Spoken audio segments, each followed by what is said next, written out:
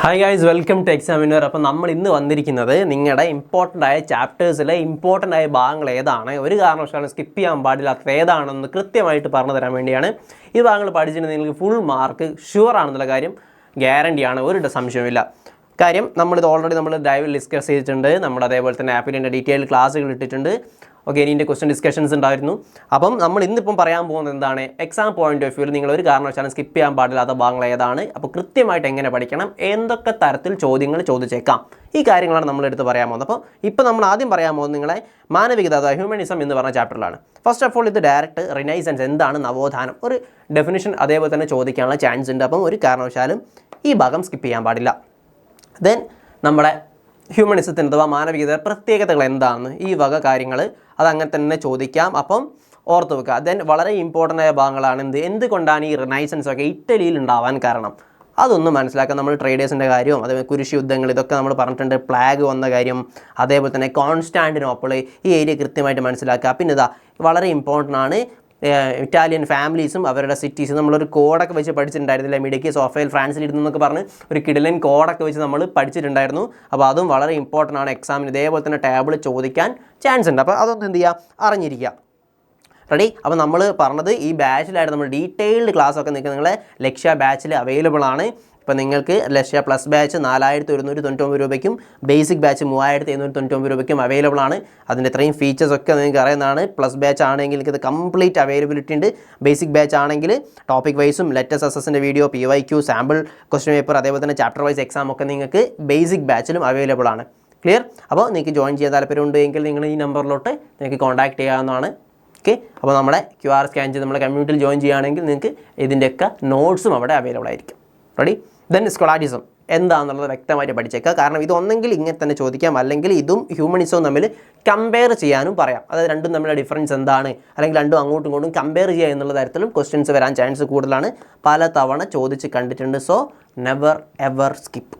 Okay. Then renaissance art, ഈ മേഖല ഇന്ന് കൂടുതലായിട്ടും ലിറ്ററേച്ചറും നമ്മൾ പെയിൻറ്റിങ്ങിൻ്റെ കാര്യം ഒരു എസ്സേ ടൈപ്പ് ക്വസ്റ്റ്യൻ ചോദിക്കാൻ ചാൻസ് ഉണ്ട്. അതേപോലെ തന്നെ ആ ഭാഗത്ത് നിന്ന് ഇമ്പോർട്ടൻ്റ് ആയ പേഴ്സണാലിറ്റീസിൻ്റെ പേരും അവർ ചെയ്ത വർക്കിൻ്റെ ഒക്കെ അടിസ്ഥാനത്തിൽ മാച്ച് ദ ഫോളോയിങ് ആയിട്ട് ചോദിക്കാനും സാധ്യതയുള്ള കാര്യമാണെന്ന് ഓർത്ത് വെക്കുക. ഇതിൽ റിനൈസൻസ് ആർട്ടിൽ ഏറ്റവും ഇമ്പോർട്ടൻസ് ഉള്ളത് ഒന്ന് പെയിൻറ്റിങ്ങും അതേപോലെ തന്നെ ലിറ്ററേച്ചറാണെന്നുള്ള കാര്യം മനസ്സിലാക്കി വെക്കുക. ഈ ഒരു ഇമ്പോർട്ടൻസ് എന്തൊക്കെയായിരുന്നു അവരുടെ ചിത്രകലയുടെ പെയിൻറ്റിങ്സിൻ്റെ പ്രത്യേകതകളെന്ന് ചോദിക്കാം. ഓക്കെ, അപ്പോൾ അത് വ്യക്തമായിട്ട് മനസ്സിലാക്കുക. ഇത് ഇവരുടെ പേര് ഇമ്പോർട്ടൻറ്റ് പിക്ചേഴ്സൊക്കെ മനസ്സിലാക്കുക. മാച്ച് ദ ഫോളോയിങ് ചോദിക്കുക. ഈ ഒരു ഭാഗം കൃത്യമായിട്ട് ഓർത്ത് വെക്കുക. ടേബിൾ ഇമ്പോർട്ടൻ്റ് ആണ്, വളരെ ഇമ്പോർട്ടൻ്റ് ആണ്. ഇതിൽ ആരെ പേര് വേണമെങ്കിലും തരാം, ഇമ്പോർട്ടൻറ്റ് വർക്ക് തരാം. ഓക്കെ, അത് തന്നിട്ട് നിങ്ങളോട് മാച്ച് ചെയ്യാൻ പറയാം. സോ ഈ ഏരിയ ഇങ്ങനെയൊക്കെ ആയിരിക്കാൻ ക്വസ്റ്റ്യൻസ് ചോദിക്കാൻ ചാൻസ് വളരെ വളരെ കൂടുതലാണ്.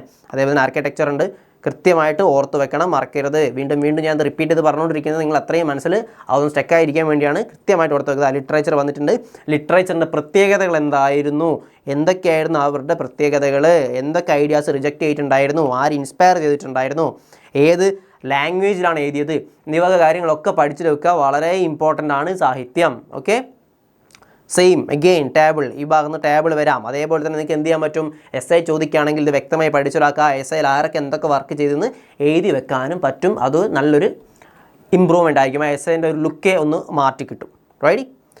ദെൻ ഹിസ്റ്റോഗ്രാഫി, എന്തൊക്കെയാണ് മാറ്റങ്ങൾ ഉണ്ടായത്, ഇത് പലതവണ ചോദിച്ച് കണ്ടിട്ടുണ്ട്. നമ്മുടെ ചരിത്രരചനയിൽ എന്തൊക്കെ മാറ്റങ്ങളാണ് ഈ റിനൈസൻസ് പീരീഡിൽ ഉണ്ടായതെന്നുള്ള ചോദ്യം വന്നിട്ടുണ്ട്. ആരാണ് ഇൻട്രൊഡ്യൂസ് ചെയ്തതെന്നുള്ള കാര്യം ഒന്ന് നോക്കി വെച്ചേക്കുക. ഇമ്പോർട്ടൻ്റ് ആൾക്കാരുടെ പേര് ഒരു കാരണവശാലും മറക്കരുത്. എങ്ങനെയാണ്, എന്തൊക്കെ മാറ്റങ്ങളാണ് വന്നത്, സൂപ്പർ നാച്ചുറൽ പവർ എന്തായി, എക്സ്പ്ലനേഷൻസ് എന്തെങ്കിലും ഇമ്പോർട്ടൻസ് കൊടുത്തോ, എവിഡൻസിന് ഇമ്പോർട്ടൻസ് കൊടുത്തോ, ഈ വക കാര്യങ്ങളൊക്കെ വ്യക്തമായിട്ട് മനസ്സിലാക്കുക. ചോദ്യങ്ങൾ ചോദിക്കാനുള്ള സാധ്യത വളരെ വളരെ കൂടുതലാണ്. അഗെയിൻ ശാസ്ത്രം റിനൈസൻസ് ആൻഡ് സയൻസ് ഇല്ലേ, ഈ പേരുകൾ ഇവരെന്തൊക്കെ ചെയ്യുന്നൊക്കെയുള്ള നമ്മൾ പറഞ്ഞതാണ്. ക്ലാസ്സുകൾ വീണ്ടും റിപ്പീറ്റ് ചെയ്ത് കാണാം. ഈ ഭാഗത്തുനിന്നൊരു ചോദ്യവും ചോദിക്കാൻ ചാൻസ് വളരെ കൂടുതലാണ് അല്ലേ. ഇതിൻ്റെയൊക്കെ കോഡൊക്കെ എന്തായാലും പഠിച്ചിട്ട് വെക്കണം, മറക്കരുത്. പിന്നെ റിഫോർമേഷൻ മൂവ്മെൻറ്റ്, മതനവീകരണ മൂവ്മെൻറ്റ് നവീകരണമൊക്കെ വളരെ ഇമ്പോർട്ടൻ്റ് ആണ്. ഇങ്ങനെ തന്നെ ചോദിച്ച് കണ്ടിട്ടുണ്ട്. അതേപോലെ തന്നെ കൗണ്ടർ റിഫോർമേഷനും ഓക്കെ ഓർത്ത് വെക്കുക. ഇതേപോലെ തന്നെ ചോദിച്ച് കണ്ടിട്ടുണ്ട്, വളരെ ഇമ്പോർട്ടൻ്റ് ആണ്. ഈ ഏരിയ ഇങ്ങനെ തന്നെ ചോദിക്കാം. ഇത് ഇതേപോലെ തന്നെ ചോദിക്കാനുള്ള ചാൻസ് വളരെ വളരെ കൂടുതലാണ്. ഞാൻ വീണ്ടും പറയുകയാണ്. ഓക്കെ, ഈ ചാപ്റ്ററിൽ നിന്ന് പ്രധാനമായും ചോദിക്കാൻ സാധ്യതയുള്ള ഭാഗങ്ങളാണ് നമ്മളിപ്പോൾ പറഞ്ഞത്. ഒരു കാരണവശാലും സ്കിപ്പ് ചെയ്യരുത്. ദെൻ അടുത്ത നിങ്ങളുടെ ജോഗ്രഫീൻ്റെതാണ്. പലർക്കും കൺഫ്യൂഷനുള്ള ഒരു ചാപ്റ്ററായിരുന്നു നമ്മളെ climatic region and climatic change എന്ന് പറയുന്ന ഭാഗം. അതും നമ്മൾ ആ ഒരു റിവിഷന് പറഞ്ഞിട്ടുണ്ടായിരുന്നു ഏതൊക്കെ ഭാഗം നിങ്ങൾ എന്തായാലും ശ്രദ്ധിക്കണം എന്നുള്ളത്. അതിൽ ഒന്നാമത്തെ ആളായിരുന്നു ഇക്വറ്റോറിയൽ ക്ലൈമറ്റിക് റീജിയൻ. ഡയറക്റ്റായിട്ട് ചോദിക്കാൻ സാധ്യതയുണ്ട്, അല്ലെങ്കിൽ ഇതിൻ്റെ ഒരു സ്പെസിഫിക് പാർട്ട് തന്നെ അതിനെക്കുറിച്ച് ചോദിക്കാൻ ചാൻസ് കൂടുതലാണ്. മാപ്പ് ഇമ്പോർട്ടൻ്റ് ആണ്. സാവന്ന ക്ലൈമറ്റിക് റീജിയൻ എന്തായാലും പഠിക്കണം. ഒരുപാട് തവണ റിപ്പീറ്റഡ് ആയിട്ട് ക്വസ്റ്റ്യൻസ് കണ്ടിട്ടുണ്ട്. അപ്പം ഇതിൽ ഈ പേരുകൾ നമ്മൾ നിർബന്ധമായിട്ട് പഠിക്കണം, ഈ അളവുകൾ പഠിക്കുക, ടെമ്പറേച്ചർ, ആ കാര്യങ്ങളൊക്കെ പഠിക്കുക. കാരണം അതൊരു തവണ ഫിൽ ഇൻ ദ ബ്ലാങ്ക്സായി വന്നിട്ടുണ്ട്. അപ്പം സാവന്ന ക്ലൈമറ്റിക് റീജിയൻ ഒരു കാരണവശാലും സ്കിപ്പ് ചെയ്യരുത്. ഈ പോയിന്റ്സ് ഒക്കെ ഒന്ന് ഓർത്ത് വെക്കണം. റെഡി? ദെൻ ഹോട്ട് ഡെസേർട്ട് ആണ്. ഹോട്ട് ഡെസേർട്ടിൽ ബേസിക് കൺസെപ്റ്റ് വെച്ച് മനസ്സിലാക്കുക. അവിടെ എന്തൊക്കെ കൃഷി ഉണ്ടാവില്ലേ, മഴ എങ്ങനെയായിരിക്കും, അതൊക്കെ കൃത്യമായിട്ടൊന്ന് കൺസെപ്ച്വലി ആലോചിച്ച് എളുപ്പത്തിൽ ഉത്തരം എഴുതാൻ പറ്റുന്ന ഭാഗങ്ങളാണ്. ഇതൊക്കെ ചോദിച്ചാൽ അരച്ച് കലക്കി എഴുതിക്കൊള്ളണം. റെഡി? മെഡിറ്ററേനിയൻ ക്ലൈമാറ്റിക് റീജിയൻ നമ്മൾ റിവിഷനിൽ പറഞ്ഞിട്ടുണ്ട്. എക്കണോമിക് ഇമ്പോർട്ടൻസിന് വളരെ പ്രാധാന്യം കൂടുതലാണെന്നുള്ള കാര്യം ഓർത്ത് വെക്കുക. അതേപോലെ തന്നെ മെഡിറ്ററേനിയൻ കാലാവസ്ഥാ മേഖലയിലെ വിൻ്റർ സീസണിനെ കുറിച്ച് സ്പെസിഫിക് ആയിട്ട് ചോദ്യം വന്നിട്ടുണ്ട്. അതൊന്ന് മനസ്സിലാക്കി വെക്കണം. ദെൻ ടൈഗ മേഖല, നമ്മൾ മറ്റേ പ്യൂമൻ ടെമ്പിളോ മീനിൻ്റെ ലുക്കൊക്കെയുള്ള സാധനം എന്നൊക്കെ പറഞ്ഞിട്ടുണ്ടായിരുന്നു അല്ലേ? കൃത്യമായി പഠിക്കുക. ടൈഗേൻ്റെ ഫീച്ചേഴ്സ് ചോദിച്ചിട്ടുണ്ട്. ടൈഗയും തുന്ദ്രയും നമ്മുടെ എക്സാം പോയിന്റ് ഓഫ് വ്യൂവിൽ വളരെ വളരെ ഇമ്പോർട്ടൻ്റ് ആണ്. ഇതൊക്കെ ഇവിടെ നിന്നൊക്കെ ഡയറക്റ്റ് ക്വസ്റ്റ്യൻ വരാൻ തന്നെയാണ് ചാൻസ് കൂടുതൽ. സാധാരണ ആയിക്കോട്ടെ ഡയറക്റ്റും വന്നിട്ടുണ്ട്. അതേപോലെ തന്നെ ടേബിളായിട്ടും ഫില്ല് ഇൻ ദ ബ്ലാങ്ക്സ് ഒക്കെ ചോദിച്ചിട്ടുണ്ട്. അപ്പം വളരെ കൃത്യമായിട്ട് എന്ത് ചെയ്യുക, ലോജിക്കലി നമ്മൾ പഠിക്കാൻ ശ്രമിക്കുക. എന്തൊക്കെ തരത്തിൽ ക്വസ്റ്റ്യൻസ് വരാം നമ്മളൊരു കാര്യം പഠിക്കുമ്പോൾ കൃത്യമായിട്ട് മനസ്സിലാക്കുകയാണെങ്കിൽ എളുപ്പത്തിൽ കഴിയും.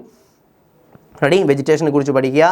പിന്നെ തണ്ട്ര റീജിയൻ ഉണ്ട്, വളരെ ഇമ്പോർട്ടൻ്റ് ആണ്, ഏറ്റവും തണുപ്പ് കൂടുതലുള്ളതാണെന്ന് പറഞ്ഞു. പിന്നെ ക്ലൈമറ്റ് ചേഞ്ച് എന്താണ്, ഡെഫിനിഷൻ എന്താണെന്ന് ചോദിക്കാം. അതേപോലെ തന്നെ 2 തരത്തിലുള്ള ക്ലൈമറ്റ് ചേഞ്ച് എന്തൊക്കെയാണ് എന്ന് ചോദിക്കാം.